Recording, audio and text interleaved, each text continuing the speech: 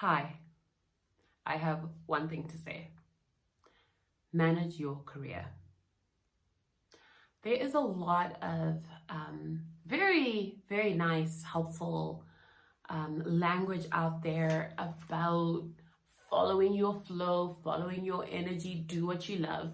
And I'm part of that movement. I deeply believe that we are most effective when we are walking in our purpose. And our purpose is usually the thing that makes us happy. The universe has made it very, very simple for us. So it's not that hard to find out. Happy that we also have skills in, okay? Because I love singing, but ain't got no skills. So it's important that we follow joy. However, while we follow joy, we must be deliberate. That's what this whole voice note is about. It's about managing your career as you pursue joy and fulfillment. What does this mean and why is this important? Let's talk about why first. What can happen when you don't manage your career is you can find yourself floating from role to role, company to company, country to country, and not having a consistent story that you can actually tell about your career. Sometimes people will move to a different role. It's a lateral move, so you're not advancing. And if you're a person who's very curious and likes trying new things, you end up making a lot of lateral moves and then your career begins to stagnate, even though you are following work that you enjoy. Later in life, it can come to haunt you because when you position your CV, it's hard to tell a story about consistent advancement, right? And advancement usually communicates the ability to lead, have greater responsibility, make greater impact in organizations. So that's number one. You can end up having a sporadic path. Number two that can end up happening is that you can miss out on great opportunities to do both, to be both fulfilled and to be growing, right? Because if you aren't thoughtfully solving for a career strategy that you have for yourself, you can just follow the flow, right? And move quite quickly, maybe not as deliberately. And before you know it, you discover that there was an opportunity you could have taken that could have done both for you, right? So I think that's number two. Number three that can happen when we do not have a career plan is that we become we can feel a bit disheartened, right? We can feel like we aren't growing. We can feel like we're not accelerating. We can feel like we're not as marketable. And we can struggle to draw a common thread in our career, right? It becomes important for us to draw a common thread. The more senior you get in your career, so once you've been working like 15 years, like maybe you can say after you've been working for like, let's say 11, 12 years, the question starts being posed. What are you about, right? And it's important. If you have successfully followed flow, you will find a common thread across your career. I don't want to act like I predicted that my common thread would be advisory, right? I'm now sitting here 14 years into my career, and my common thread is I am a badass advisor, and I am really good at empowering others to succeed by helping them to solve their biggest challenges in different disciplines, creating practical solutions that they can drive and implement, and then supporting them along the way, right? That is my why. That's who TENJI is.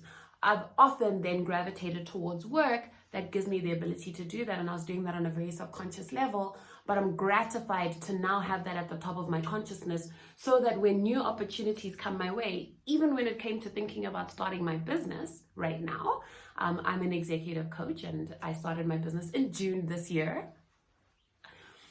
I can evaluate the new opportunity against my why and my career story. Okay, so I've given you a few reasons as to what can go wrong when you don't have a career strategy, you're not managing your career actively, and how it can benefit you when you do, right? And so when I work with clients, I find that for it becomes easier to create a value proposition for a client when it's clear what they've been solving for and why. And you can see that the value proposition of this individual, let's say for me, it's I help clients solve their most pressing challenges. I did that in the field of corporate finance, then I did that in interior design, and then I did that as a strategy consultant, and now I'm doing that as an executive coach in the field of their careers and talent management, right? And then I can draw examples as to the evidence that I'm good at doing this, right? Because I've got all these roles, right, that stack up evidence to support this. And in those roles, I have clients that I've served, I have skills that I've developed, I have opportunities that I've been honored to be a part of, etc., right? So then I have this body of evidence, right? And I know I'm thinking about this very cerebrally because at the end of the day, guys, like no matter how much we want to make life this fluffy, happy, supportive thing, we are also operating within a system. And it's always important to understand the system you're operating in so that you can thrive within it, right? So that is why you need to manage your career. So what does managing your career actually mean? There are, notepad, 5 things, right, that you need to be thinking about. Number 1, what you do. Number 2, why you do it. Number 3, how you do it, which is linked to number 4, when you do it. And number 5, whom you need to be in order to be able to do it. Okay, 5 things. What, why, how, when, whom. Okay, let's talk about what. What you do is the job that you take, the company you join, the region that you move into, or the country that you move into, etc. It's kind of like, if you think about it as a job description, okay, this is what it is, right? Why do you do it is your motivation for moving across into that, right? Let's say one of the things you want to do is to be able to help the world to solve the climate change challenge in a very tech-enabled way, right? But in a way that is accessible, let's say, for poor economies. I have a friend who literally wants to do that, right? Climate change and sustainability for developing countries enabled by tech in order to make it cost effective. It's a mouthful, but it's a beautiful dream, right? So that's the why, right? The overarching objective. So then that informs the what, right? If you have your why, and some people might say, okay, we should probably have started with the why. Then the what becomes, okay, which companies are doing that work? What skill set do I need to have? Which regions of the world are grappling with this question right now so that I can go and learn and then bring those learnings back to the developed country that I'm interested in, etc. Then the how you do it is, do you do this by starting your own business and trying things out from a grassroots level? Do you join the biggest company and learn from them, right?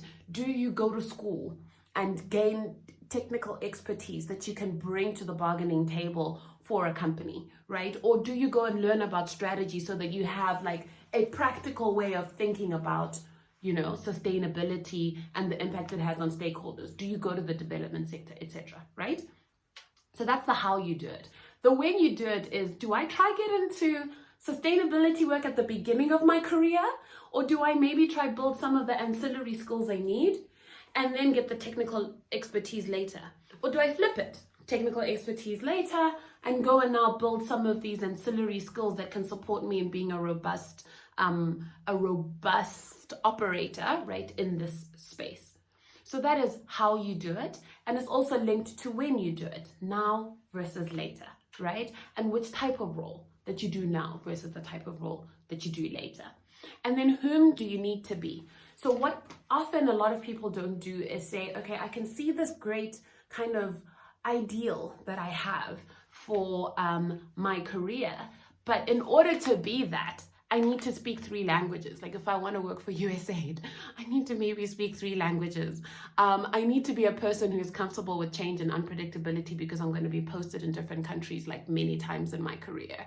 I need to be somewhat independent and not really need as many ties with my family because I'm going to actually be alone in these countries often. Whom do you need to be in order to succeed in this environment? And we mustn't just think about it in terms of technical skills and abilities. We also need to think about it in terms of our wiring, our personality, right? Our mindset, right? If you're going to be a management consultant, you need to be resilient, right? And in some ways, you kind of need to be willing to put certain creature comforts aside for a certain period of your career so that you can just drive hard and hustle and then start your career later. Or you need to marry a wife who's going to go and manage your entire family while you're on planes, right? But either way, whom do you need to be? And then if you have a good sense of that for what you want for your career right now, right? It can help when you've got the long-term view, but you don't always have the long-term view. So maybe bring that a bit closer and say, look, in the next 5 years or in the next 3 years, this is what feels true for me. Then answer all these questions. Why am I doing it? What should I do? How should I do it? When should I do it? Whom do I need to be?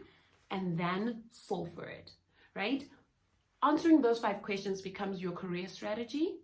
And then the things you do to solve them are then the actions you take to actively manage your career. And not thinking about it just at scale from role to role, but even within my current role. How do I manage my performance and delivery, visibility, exposure, etc. in service of my career strategy? So that I'm working with the right people and people know what I'm doing and I'm getting great opportunities that can leverage me into the next thing. I hope this has blessed you. I don't know what this was about.